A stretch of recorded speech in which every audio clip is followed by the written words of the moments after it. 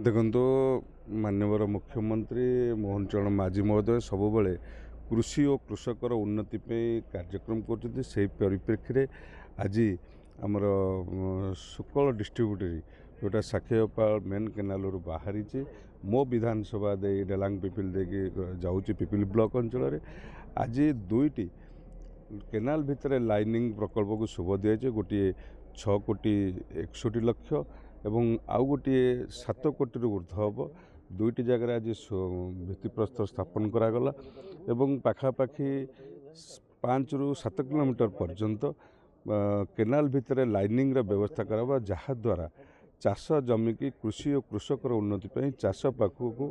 पानीर सुविधार पहुँची पार चाषी भाई पाखक एवं चाष आगु को बढ़ से तल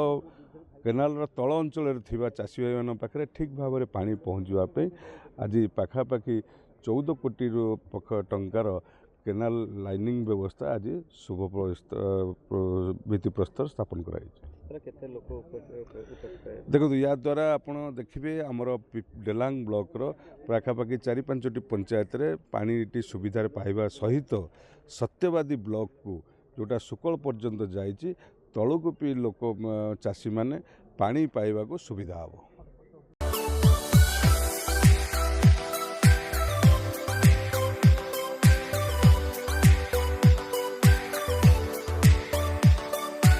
हॉलमार्क ऑर्नामेंट्स स्वप्नरू सत जाए।